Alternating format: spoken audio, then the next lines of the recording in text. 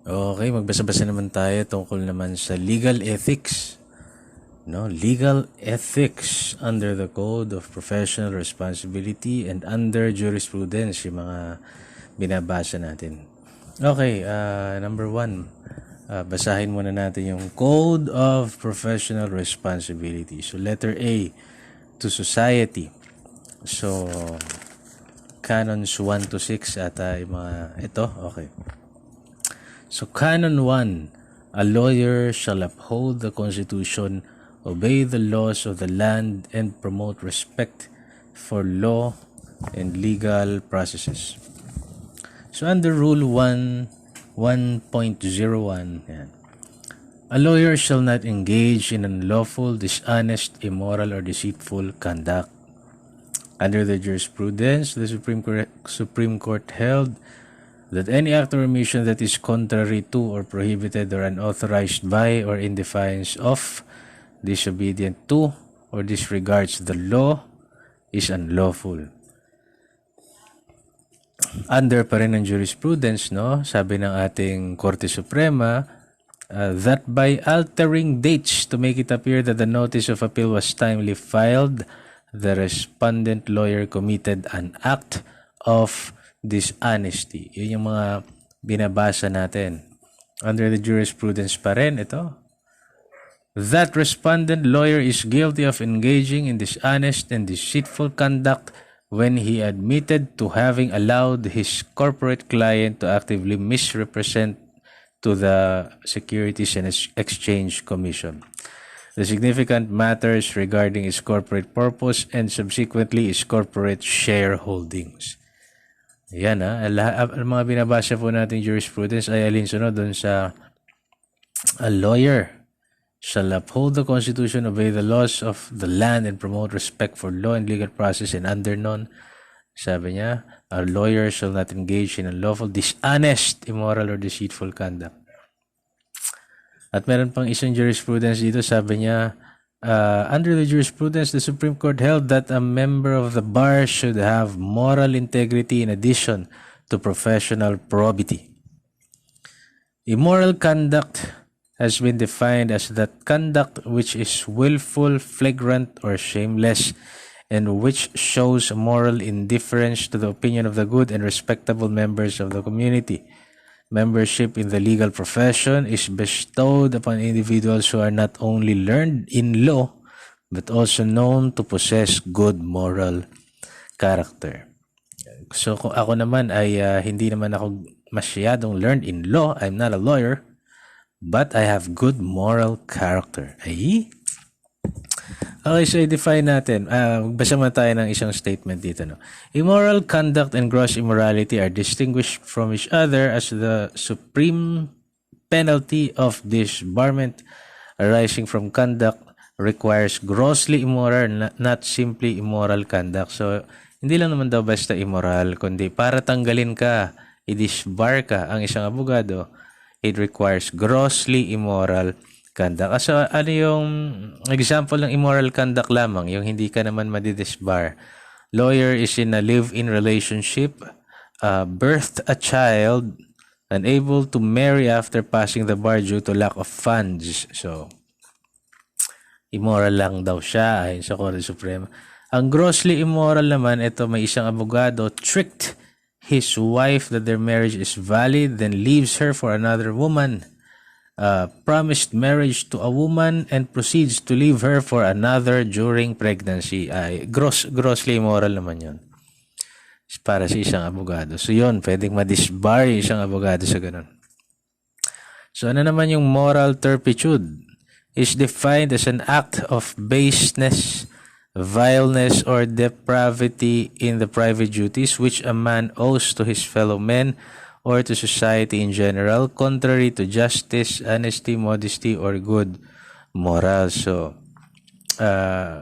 under Section 27, Rule 138 of the Rules of Court, one of the grounds for disbarment of a lawyer is his conviction. Yung makonvict siya, lalong-lalo na sa isang kaso, makonvict siya sa isang penalty na kasama doon yung moral turpitude. So examples of moral turpitude cases: adultery, concubinage, rape, arson, evasion of income tax, baratry, bigamy, blackmail, bribery, criminal conspiracy to smuggle opium, dueling, embezzlement, extortion, forgery, libel, making fraudulent proof of loss on insurance contract, murder, mutilation of public records, fabrication of evidence, offenses against pension laws, perjury, seduction under the promise of marriage, estafa, falsification of public document, and estafa through falsification of public document,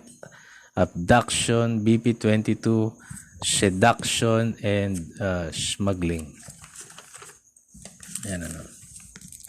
So yung mga nabanggit natin, yun ang mga moral turpitude cases. So rule, under pa rin ng Canon 1, no? Rule 1.02, a lawyer shall not counsel or abet activities aimed at defiance of the law or at lessening confidence in the legal system. So under the jurisprudence, the Supreme Court held that where a lawyer advised complainants to execute another deed of absolute sale antedated to 1979 to evade payment of capital gains taxes, he violated his duty to promote respect for law and legal processes and not to abet activities aimed at defiance of law. Okay, magtungo naman tayo sa Rule 1.03. A lawyer shall not, for any concept, motive, or interest, encourage any suit or proceeding or delay any man's cause. So under the jurisprudence, the Supreme Court held that ambulance chasing or the solicitation of almost any kind of legal business by an attorney personally or through an agent in order to gain employment is not acceptable as a measure to protect the community from baratry and champerty. So baratry, ito yung illegal acts of encouraging lawsuits between others in order to create legal business for one's personal gain and profit. At yung champerty naman is a proceeding by which a person not a party in a suit or not party in a suit bargains to aid in or carry on its prosecution or defense in consideration of a share of the matter in suit. Okay. So baratry yung nag-encourage ka ng lawsuit. Kunwari, may hindi naman sinasadya, nasagi sa kalsada. Tapos, pinamedical naman, hinintuan naman, hindi naman tumalikod yung nakasagi, hindi niya naman talaga sinasadya, wala naman nangyari doon sa tao. Tapos, susulsulan ng abogado ng kung ano-ano, ganyan, para lang mag-create siya ng legal business. That is baratry. Champerty naman to, ito yo, a proceeding by which a person not a party in a suit, di naman siya kasali, bargains to aid in or carry on its prosecution or defense in consideration of a share of the matter in suit. Di naman kasali, sumali, no? Para magkaroon ng consideration, magkaroon ng bayad. Yeah. Rule 1.04, a lawyer shall encourage his clients to avoid and or settle a controversy if it will admit of a fair settlement. Tama naman din. Advising acquiescence. It is the duty of a counsel to advise his client or on the merit or lack of merit of his case. If he finds that his client's cause is defenseless, then it is his bounden duty to advise the latter to acquiescence and submit rather than traverse the incontrovertible. Kaya siya mag-aksaya pa ng pera. So, advising acquiescence. Yan. Canon 2.04. Hindi, magpunta muna tayo sa Canon 2. Nauna na agad. Canon 2. A lawyer shall make his legal services available in an efficient manner compatible with the independence, integrity, and effectiveness of the profession. Canon 2.04. A lawyer shall not charge rates lower than those customarily prescribed unless the circumstances so warrant. So, hindi ka naman pwedeng magpakababa ng rate. Kailangan doon ka lang sa tamang rate.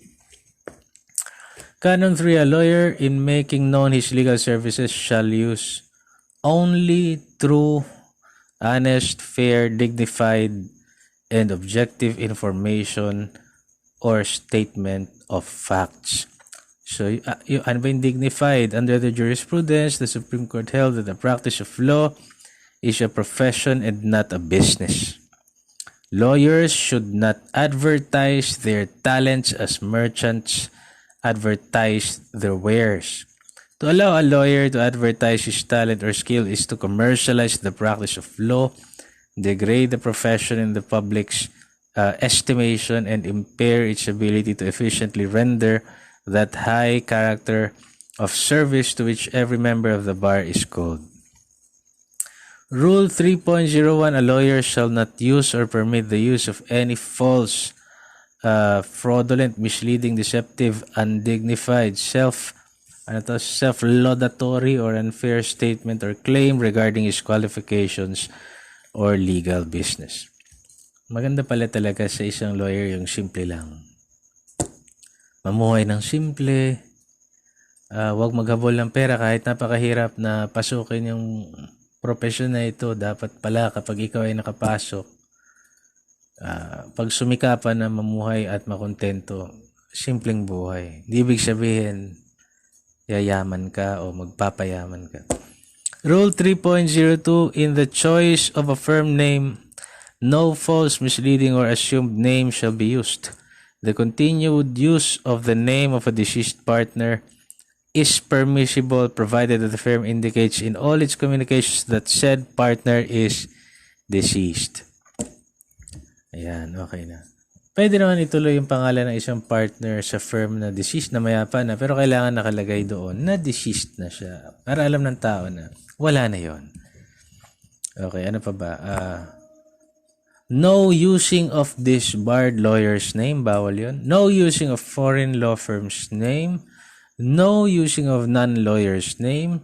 And the firm name with at least two names, presumed a partnership of lawyers. Okay. Death of a law firm partner did not extinguish the lawyer-client relationship between the firm and the client. Rule 3.03, where a partner accepts public office, he shall withdraw from the firm and his name shall be dropped from the firm name unless the law allows him to practice law currently. Rule 3.04, a lawyer shall not pay or give anything of value to the media in return for publicity to attract legal business. No advertising. Bawal yan. Ang exception, dalawa yung exception. Expressly allowed and implied with restrictions. So, ang expressly allowed, ang example niyan ay publication in reputable law lists. Naisali ka dyan. Implied naman yun with restrictions. Nagbigay ka ng iyong professional card, telephone directory, announcements related to law firm listing, biographical and informative data. So, yan yung implied with restrictions. So, hindi pinagbabawal yun. Okay. Ito may isang case dito. Basahin natin.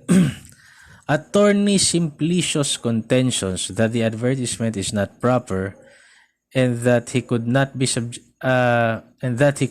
be subjected to disciplinary action because there was no complaint filed against him is not correct. Yan sinasabi niya. Under the Code of Professional Responsibility and Jurisprudence, advertising legal services is prohibited even if the lawyer's name is not reflected or the advertisement itself, but there is an identifiable information such as contact details. Further, administrative cases against lawyers are sui generis and thus may proceed motu proprio even if there is no complaint. Ayan so ang administrative cases against lawyers is sui generis of its own kind. Meron siyang independent legal classification. Hence, here the ad was advertising legal services and provided a contact detail.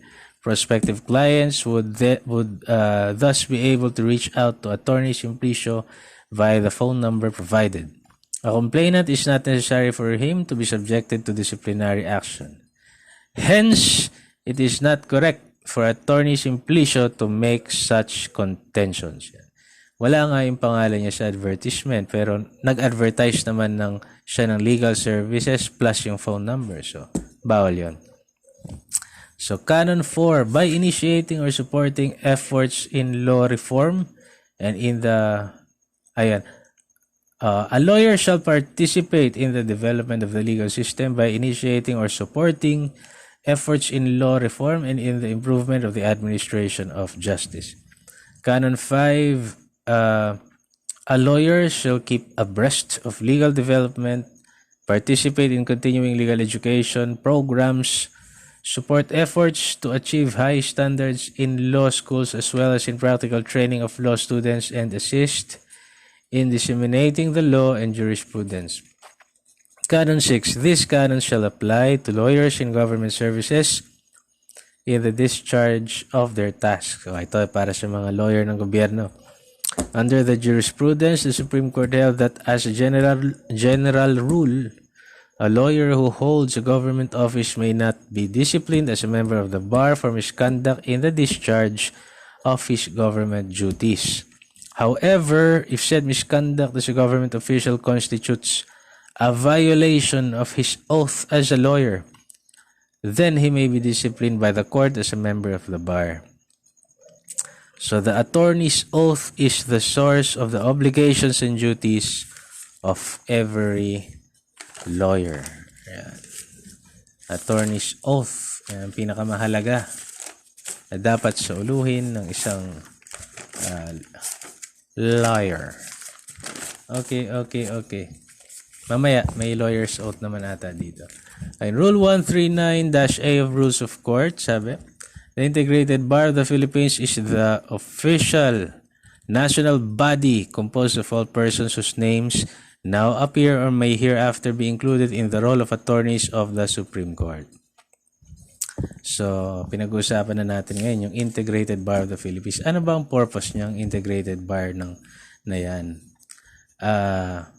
Pero nilagay yan sa Constitution as the, official national body. Purposes is to elevate the standards of legal profession, improve the administration of justice, and enable the bar to discharge its public responsibility more effectively.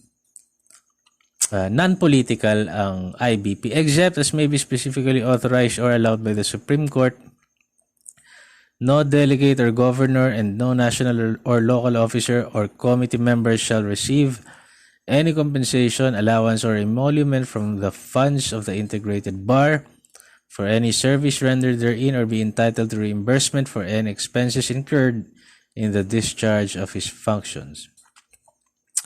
All voluntary bar associations may coexist with the IBP but shall not operate at cross purposes therewith. Subject to the provisions on grievance procedures, default in payment of annual dues. May annual dues kasi ang mga abogado. So, default in the payment of annual dues for 6 months shall warrant suspension of membership in the Integrated Bar, and default in such payment for 1 year shall be ground for the removal of the name of the delinquent member from the roll of attorneys. A member may terminate his membership by filing a written notice to that effect with the Secretary of the Integrated Bar, who shall immediately bring the matter to the attention of the Supreme Court. He shall cease to be a member of the roll of attorneys. Reinstatement may be made by the court in accordance with rules and regulations prescribed by the Board of Governors and approved by the court. The Board of Governors shall provide in the bylaws for grievance procedures for the enforcement and maintenance of discipline among all the members of the Integrated Bar, but no action involving the suspension and disbarment or the removal of his name from the roll of attorneys shall be effective without the final approval of the Supreme Court. Okay, tungo naman tayo sa ating letter B topic. Yan. To the legal profession. Canon 7 to 9. Canon 7, a lawyer shall at all times uphold the integrity and dignity of the legal profession and support the activities of the Integrated Bar.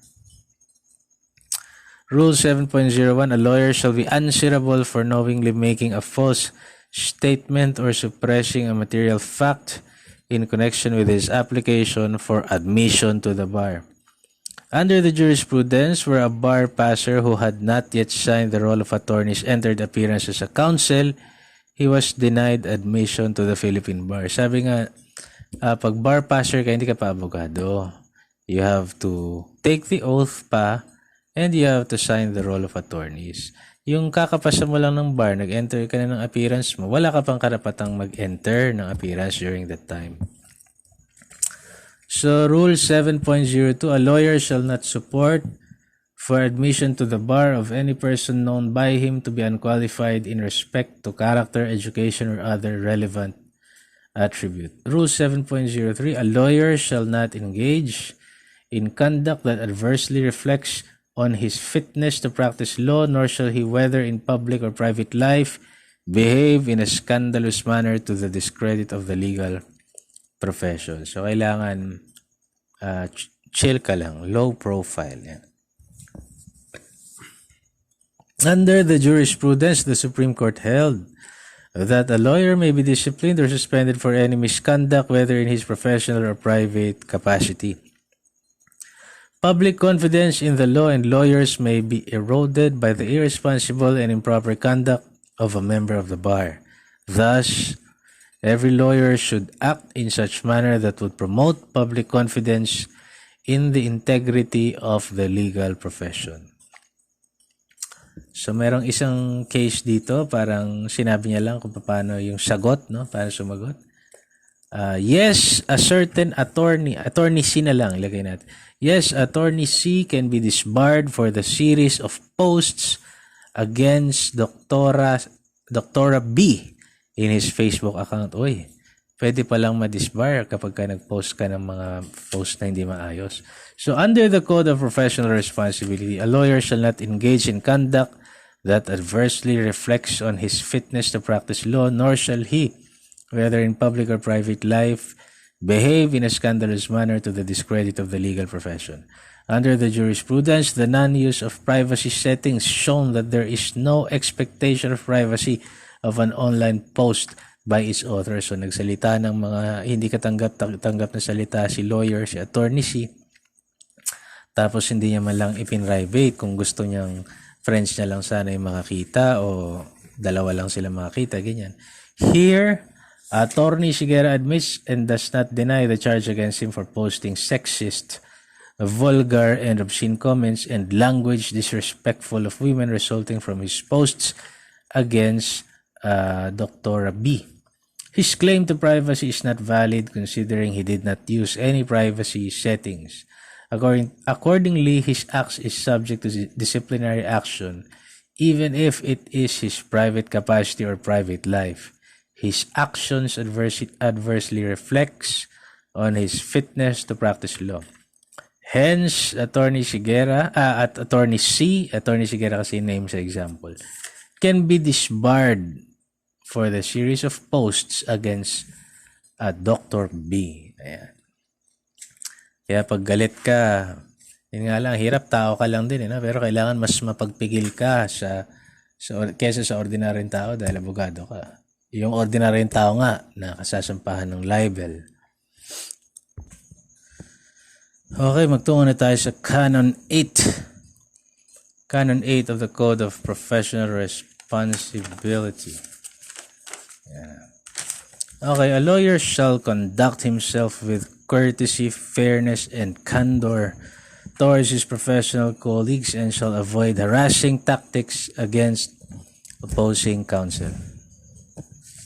Under Rule 8.01, a lawyer shall not, in his professional dealings, use language which is abusive, offensive, or otherwise improper. Under the jurisprudence, the Supreme Court held that utterances, petitions, and motions made in the course of judicial proceedings have consistently been considered as absolutely privileged. However, false or malicious they may be, but only for so long as they are pertinent and relevant to the subject of the inquiry. Ayon pa rin to sa jurisprudence, Yeah, that while a lawyer is entitled to present his case with vigor and courage, such enthusiasm does not justify the use of offensive and abusive language. Language abounds with countless possibilities for one to be emphatic but respectful, convincing but not derogatory, and illuminating but not offensive. Dapat ganon. Rule 8.02, a lawyer shall not directly or indirectly encroach upon the professional employment of another lawyer, however, without fear or favor, to give proper advice and assistance to those seeking relief against unfaithful or neglectful counsel. Hindi ka pwedeng mag-encroach, pero dapat mo namang tulungan at bigyan ng payo yung mga ang counsel nila ay neglectful. Under the jurisprudence, the Supreme Court held that where a lawyer who was not a counsel on record for either party constantly checked the transmittal of the records of a civil case, he deliberately encroached upon the legal functions of the counsel of record of that case. It does not matter whether he did so in good faith. At pinakikialaman mo kasi yung record na hindi naman ikaw yung abogado run. So masama yun. So Canon 9, a lawyer shall not directly or indirectly assist in the unauthorized practice of law. So requirements ng practice of law, you pass the bar exam, oath-taking and signing of the roll of attorneys. Ito, napag-usapan natin kanina to. Bar passer took the oath but failed to sign the roll of attorneys. Did corporate and taxation work without actively participating in litigation. Tapos nung ni-require siya to present his roll number during the mandatory continuing legal education, he filed a petition to be allowed to sign the roll of attorneys. The Supreme Court considered him to have engaged in the unauthorized practice of law. While he was allowed to sign, pinayagan naman siya mag-sign, he was fined and suspended for 1 year after becoming a full-fledged lawyer. So, kailangan mo na kasi you pass the bar, mag-oath-taking ka, and signing of the roll of attorneys bago mo masabi na ikaw ay isang abogado na may karapatan ng mag-practice. So, public interest and policy, no practice of law during suspension. Yan sinasabi. Pag sinuspend ka ng Korte Suprema, hindi ka pwedeng mag-engage in the practice of law. Indirect contempt. Under the jurisprudence, the Supreme Court held a bar passer in contempt for practicing law without admission to the bar due to his failure to take the oath and sign the roll of attorneys. Rule 9.01, a lawyer shall not delegate to any unqualified person the performance of any task which by law may only be performed by a member of the bar in good standing. So kahit na genius pa yan, dapat kung hindi siya member of the bar, hindi mo dapat i-delegate sa kanya. Respondent lawyer's delegation of his notarial function of recording entries in his notarial register to his secretary is a clear contravention of the explicit provision of the notarial rules that such duty should be fulfilled by him and not by anyone else. Rule 9.02, a lawyer shall not divide or stipulate to divide a fee for legal services with persons not licensed to practice law, except, yun ang general rule pero may exception, except letter A, where there is a pre-existing agreement with a partner or associate that upon the latter's death, money shall be paid over a reasonable period of time to his estate or to persons specified in the agreement. Letter B, where a lawyer undertakes to complete unfinished legal business of a deceased lawyer, or letter C, where a lawyer or law firm include non-lawyer employees in a retirement plan, even if the plan is based in whole or in part on a profit-sharing agreement. So, dun lang pwedeng mag-stipulate to divide. Pero yung fee talaga siya yan. So, pwede ka lang, hindi ka nga pwedeng magpangalan ng non-lawyer as partner sa law firm, di ba? Okay. Letter C, ano naman yung kaugnayan ng isang abogado sa mga korte? To the courts. So, basahin natin Canon 10 to 13. So, Canon 10, a lawyer owes candor, fairness, and good faith to the court. Rule 10.01, a lawyer shall not do any falsehood nor consent to the doing of any in court, nor shall he mislead or allow the court to be misled by any artifice.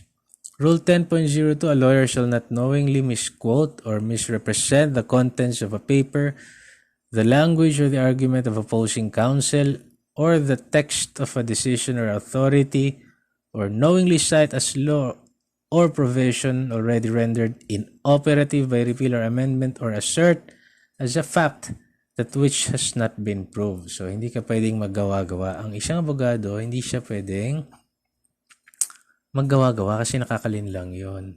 Rule 10.03, a lawyer shall observe the rules of procedure and shall not misuse them to defeat the ends of justice. Canon 11, a lawyer shall observe and maintain the respect due to the courts and judicial officers and should insist on similar conduct by others. Rule 11.01, a lawyer shall appear in court properly attired. Rule 11.02, a lawyer shall punctually appear in court hearings. Rule 11.03, a lawyer shall abstain from scandalous, offensive language or behavior before the courts. Dapat magalang ka lang, professional.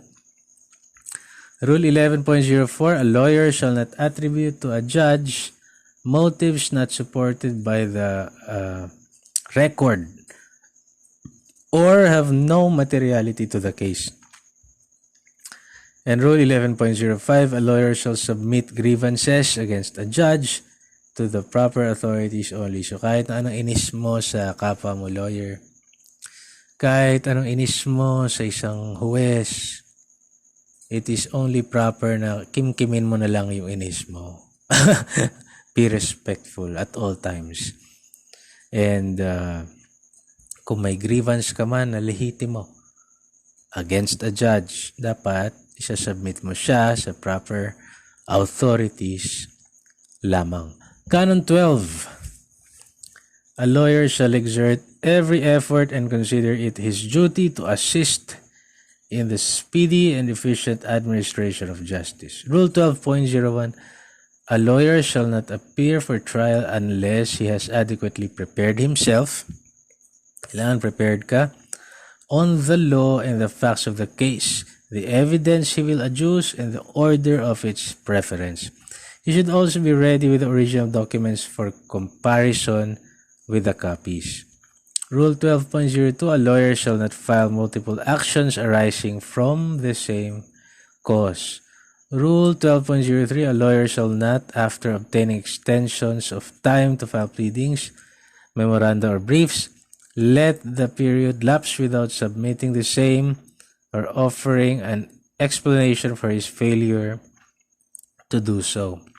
Rule 12.04, a lawyer shall not unduly delay a case, impede the execution of a judgment, or misuse court processes. Rule 12.05, a lawyer shall refrain from talking to his witness during a break or recess in the trial while the witness is still under examination. Rule 12.06, a lawyer shall not knowingly assist the witness to misrepresent himself or to impersonate another. Rule 12.07, a lawyer shall not abuse, browbeat, or harass a witness or needlessly inconvenience him. Rule 12.08, a lawyer shall avoid testifying in behalf of his client except, letter A, on formal matters such as mailing, authentication, or custody of an instrument and the like, or letter B, on substantial matters in cases where his testimony is essential to the ends of justice, in which event he must, during his testimony, entrust the trial of the case to another counsel. So, kailangan kung may mahalaga, substantial kang testimony in favor of your client, you have to entrust the trial to another counsel. Okay, Canon 13, 1.3, Canon 13. A lawyer shall rely upon the merits of his cause and refrain from any impropriety which tends to influence or gives the appearance of influencing the court. Rule 13.01, a lawyer shall not extend extraordinary attention or hospitality to, nor seek opportunity for cultivating familiarity with judges. Rule 13.02, a lawyer shall not make public statements in the media regarding a pending case tending to arouse public opinion for or against a party. Bawal yun. Rule 13.03, a lawyer shall not brook or invite interference by another branch or agency of the government in the normal course of judicial proceedings. Kasi may judicial independence nga eh. Okay, so ano naman ang duty ng isang lawyer to the clients? Duty of a lawyer dun sa kanyang kliyente. Mukhang marami-rami ito, no? Okay. Canon 14, a lawyer shall not refuse service to the needy. Under the jurisprudence, it is settled that a lawyer is not obliged to act as counsel for every person who may wish to become his client. He has the right to decline employment, subject, however, to the provisions of Canon 14 of the Code of Professional Responsibility. Rule 14.01, a lawyer shall not decline to represent a person solely on account of the latter's race, sex, creed, or status of life, or because of his own opinion regarding the guilt of said person. So, no discrimination sana dapat. Rule 14.02, a lawyer shall not decline except for serious and sufficient cause an appointment as counsel de officio or as amicus curiae, or a request from the IBP or any of its chapters for rendition of free legal aid. So, this applies to PAO lawyers. Di ka pwedeng tumanggi mag-counsel de officio. Pero hindi naman daw siya mandatory for the court to appoint. So, under the Supreme Court, sabi ng Supreme Court, no lawyer is to be excused from his responsibility as counsel de officio. Kailangan kahit sinong lawyer, hindi ka pwedeng tumanggi except only for the most compelling and cogent reasons. Where it appears that the counsel de officio resorted to procedural shortcuts that amounted to inadequate counseling, the court will strike down the proceedings. The proceedings had in order. And the court will strike down the proceedings had in order. Proceedings had in order to promote a judicious dispensation of justice. An accused may exercise his right to counsel by electing to be represented by either a court-appointed lawyer or by one of his own choice, but his option to secure his counsel de parte is not absolute. The court is obliged to balance the privilege to retain counsel of choice against the state's and the offended party's equally important right to speedy and adequate justice. So, lagi mangingibabaw yung pangangailangan ng isang counsel sa speedy and adequate justice. So, Rule 14.04, a lawyer who accepts the cost of a person unable to pay his professional fees shall observe the same standard of conduct governing his relations with paying clients. So, kung tumanggap ka man ng paying client o hindi siya nagbabayad, tinanggap mo, the same ang standard na dapat na pagtrato mo sa kanya. O tungkol naman sa pro bono lawyering, the Supreme Court held that the professional relationship between a lawyer and the client remains the same regardless of the reasons for the acceptance by counsel and regardless of whether the case is highly paying or pro bono. Pag-usapan naman natin yung tungkol sa employment, express or implied. The Supreme Court held that formality is not an essential element of the employment of an attorney. The contract may be express or implied, and it is sufficient that the advice and assistance of the attorney is sought and received in matters pertinent to his profession. An acceptance of the relation is implied on the part of the attorney from his acting in behalf of his client in pursuance in pursuance of a request by the latter. Okay, so engagement, when a lawyer voluntarily permits or acquiesces to consultation. Yan. Okay, a lawyer shall not represent conflicting interests except by written consent of all concerned given after a full disclosure of facts. Okay. Pagka may written consent naman, yon, may full disclosure of facts, pwede.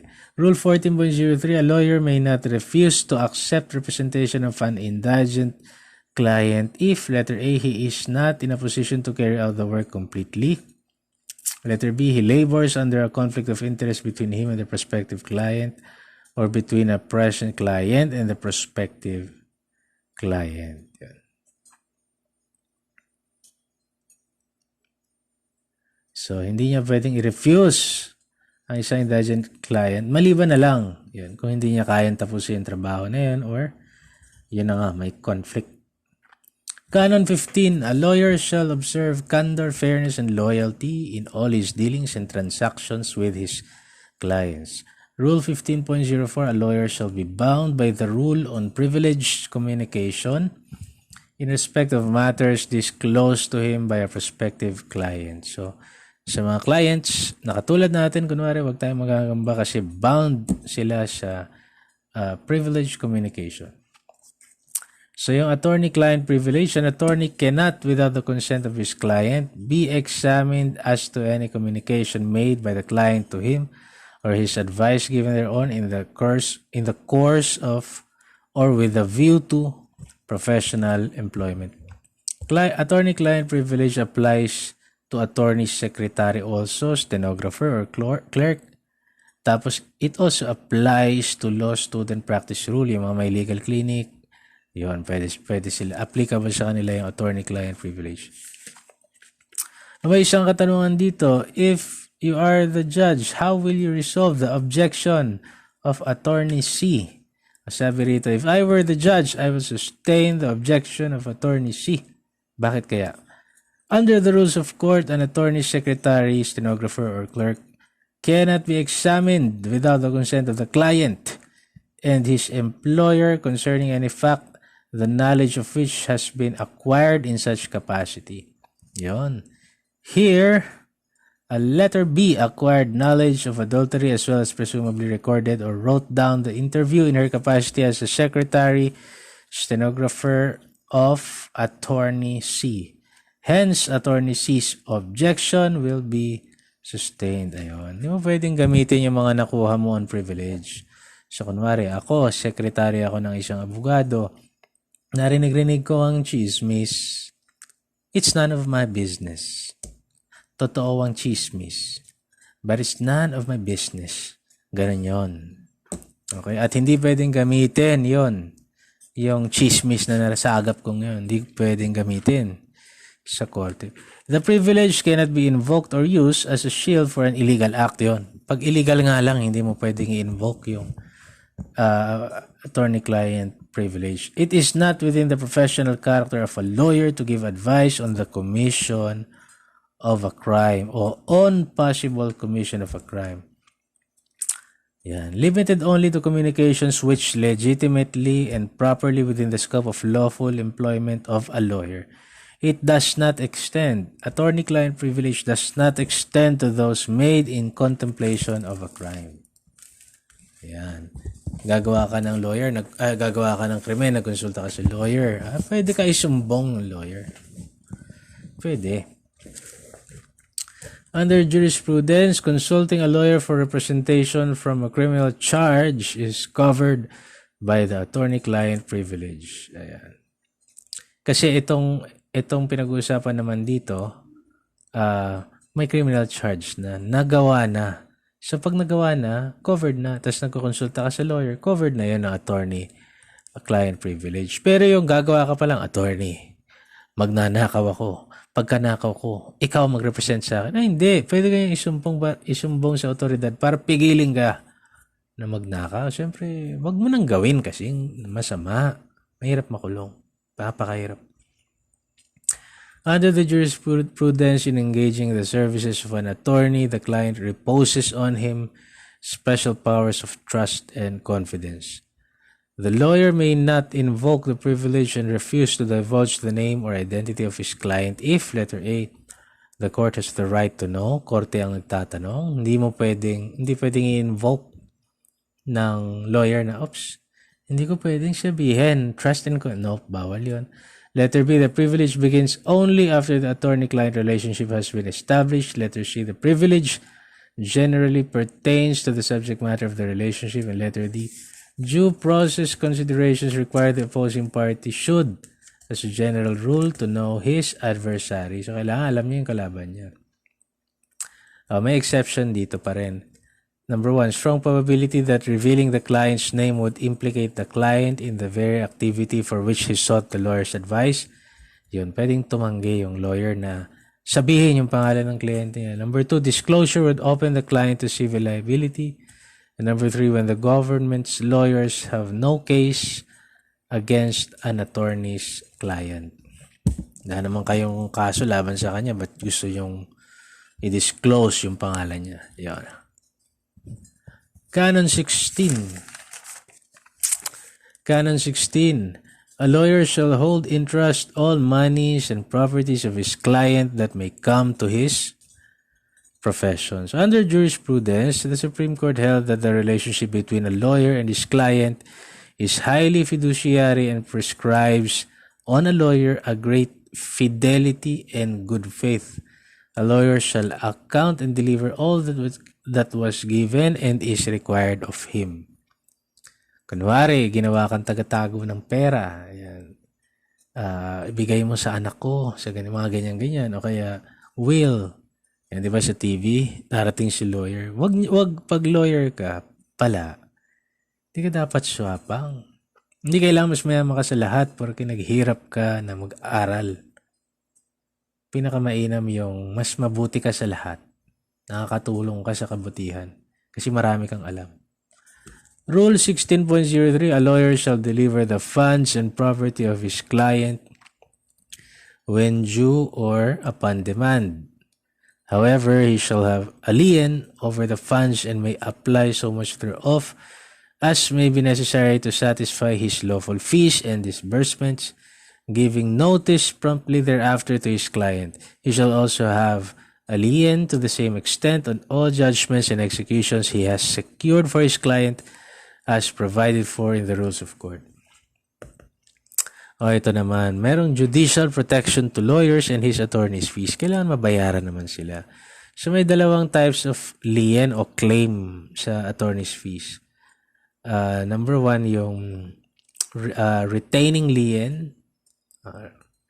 Under the jurisprudence, the right of a lawyer to ensure the payment of his professional fees is either to retain the funds, documents, and papers of his client, or to enforce it upon any judgment for the payment of money he may secure in favor of his client. Kailangan mabayaran. Retaining lien.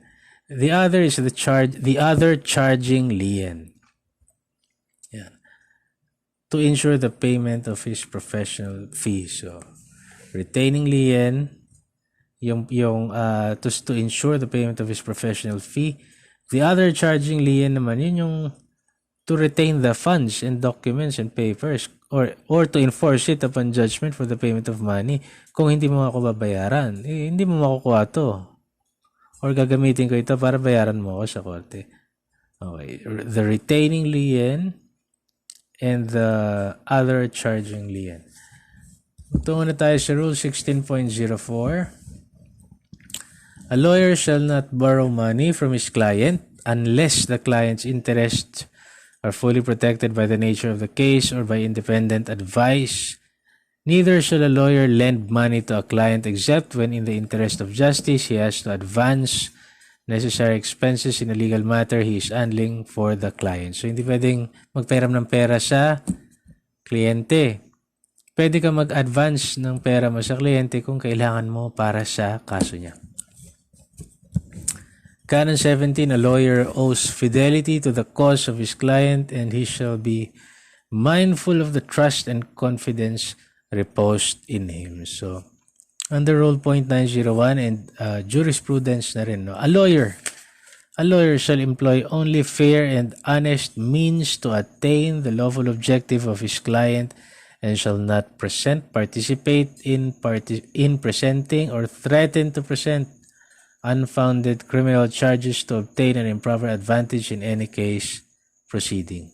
Rule 19.02 and under na rin ang jurisprudence, upon knowledge of fraud committed by his client in the course of his representation, the lawyer shall call the client to rectify. Yan. Pag nalaman mo na may ginawang kalokohan yung kliyente mo, ituwid niya yon. If the client failed to rectify, ayaw yung sumunod sa abogado na ayusin yung pinapaayos ng korte sa kanya, the lawyer may or shall terminate his relationship with the client. Rule 19.03, a lawyer shall not allow his client to dictate the procedure in handling the case. So kahit pala big time ka pa, kahit na siguro pinakamayaman ka pa sa earth, kung si Pedro ang abogado mo, hindi mo siya kailanman dapat at pwedeng diktahan. Di ba? Kasi siya yung nakakalam kung paano i-handle yun eh. Canon 18, a lawyer shall serve his client with competence and diligence. Only ordinary diligence naman ang required. Ano ba yung ordinary diligence? Diligence of a good father. Yan ang required na diligence in the practice of law.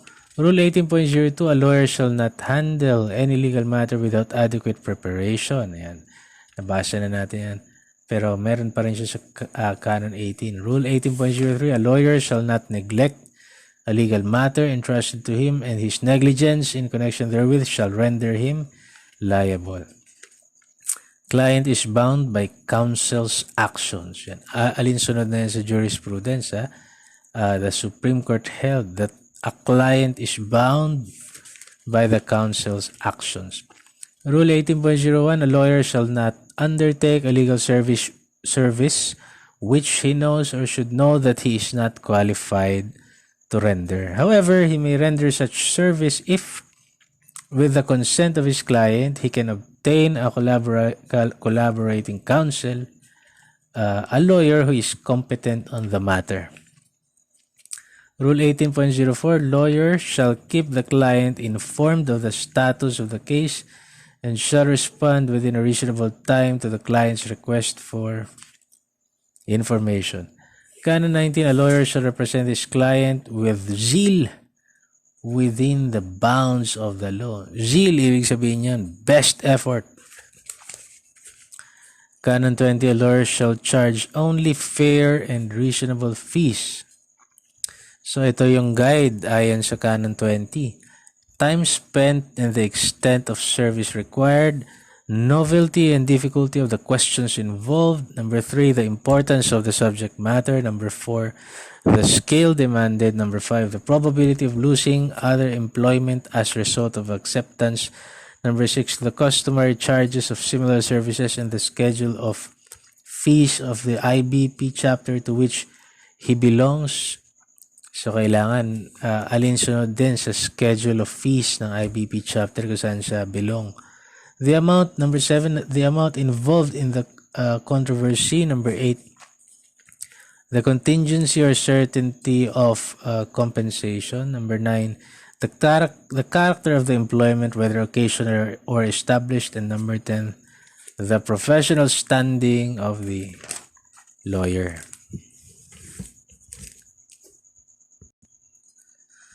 Okay, so sabi rito, a lawyer shall in case of referral with consent of the client, yun ang pinakamahalaga dun eh. With consent of the client, be entitled to a division of fees in proportion to the work performed and responsibility assumed.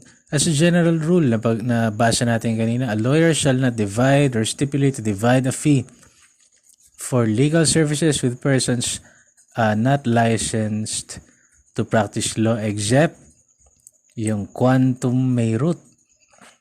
Principle ba ito? Doctrine? Quantum merit. Ibig sabihin nun, as much as he deserves.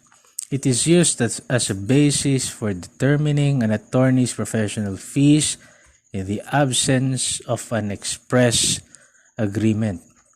Attorney's fees are unconscionable. Yan, hindi katanggap-tanggap if they affront one's sense of justice, decency, or reasonableness.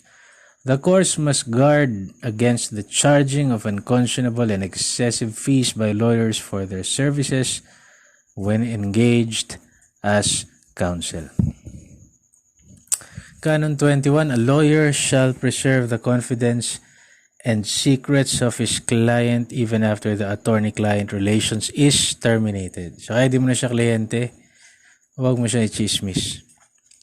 Canon 22, a lawyer shall withdraw his services only for good cause and upon notice appropriate in the circumstances.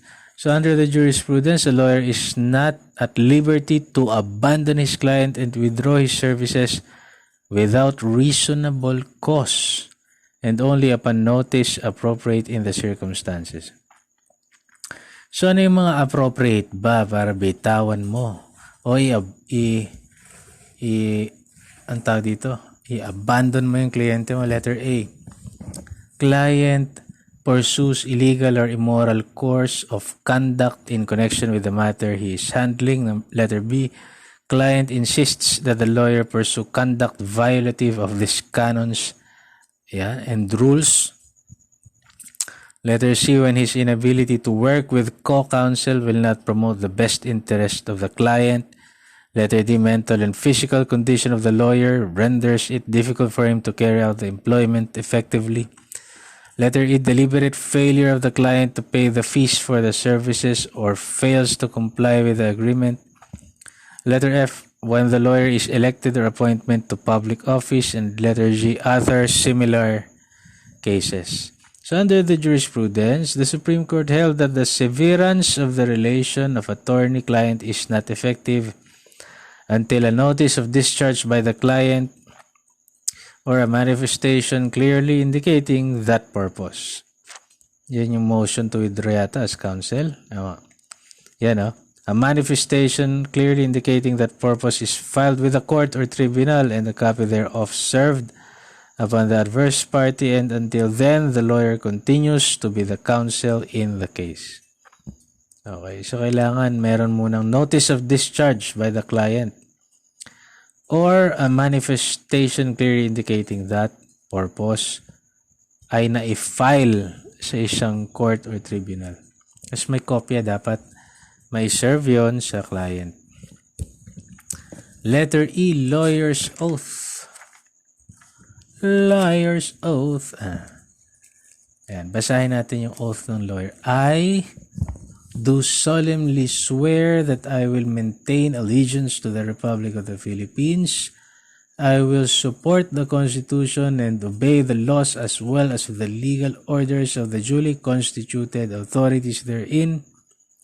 I will do no falsehood nor consent to the doing of any in court. I will not wittingly or willingly promote or sue any groundless false or unlawful suit or give aid nor consent to the same. I will delay no man for money or malice, and I will conduct myself as a lawyer according to the best of my knowledge and discretion, with all good fidelity as well to the courts as to my clients, and I impose upon myself these voluntary obligations without any mental reservation or purpose of evasion, so help me God. Ganda ng oath nila, no? Ng mga abogado. Actually, sa tao, ordinaryong tao, pwede mo i-apply ito. Diba? Na I will do no falsehood, nor consent to doing of any. Hindi lang sa korte, sa lahat. Mga ganun, diba? I will delay no man for malice. Diba? Napakaganda ng sinasabi. Magtungo na tayo sa suspension, sa topic na suspension, disbarment, and discipline of lawyers under Rule 139A at Rule 139B. Okay, so Rule 139, disbarment or suspension. Yan. Section 1, motion or complaint. Okay, so proceedings for the removal or suspension of attorneys may be taken by the Supreme Court on its own discretion or upon the complaint under oath of another in writing. The complaint shall set out distinctly, clearly, and concisely the facts complained of, supported by affidavits. Okay, so pagka may motion or complaint na, service or dismissal, investigation by Solicitor General, report to the Solgen. If sufficient ground, the Solgen will proceed with the complaint. Respondent shall be directed to answer. Report of the Commissioner after hearing. Tapos, pupunta na sa procedure in Court of Appeals or RTC. Yan. Ganun yung process niya. Pero basahin natin isa-isa. Nabasa na natin yung motion or complaint. Punta tayo sa service or dismissal. And appears to be with merit. If the complaint appears to be with merit, a copy thereof shall be served upon the respondent, requiring him to answer the same within 10 days from the date of service. If the complaint appears to be without merit, the Supreme Court shall dismiss the complaint. Ito, investigation by the Solgen upon issues raised by the complaint and answer, or upon failure of the respondent to answer, the case shall be referred to the Solicitor General for investigation. During investigation, defendant shall be given a chance to defend himself, to produce witness on his own behalf, and to be heard by himself and counsel. However, if upon reasonable notice respondent fails to appear, the investigation shall proceed ex parte. Section 4, report of the Solicitor General to the Supreme Court. Susunod naman, if sufficient ground, the Solicitor General will proceed with the complaint. Respondent shall be directed to answer within 15 days from receipt of notice. Susunod naman, evidence produced before the Solicitor General shall be available. Susunod naman, upon receipt of respondent's answer, yung kinakasuhang abogado sumagot, the case shall be referred to a commissioner. Tapos, report of commissioner after hearing. So, mag-hearing yon, tapos magre-report si commissioner after hearing doon sa, ayun, procedure in Court of Appeals or RTC. Ayun. Saan ba magre-report si commissioner? Hindi nakasulat eh. Sa Supreme Court ba? Anyway, basta yun yung process. So, ang mga proceedings daw against attorneys shall be private and confidential. Ayan. So, yun yung isang pamamaraan para mag-file ng disbarment or suspension sa isang attorney.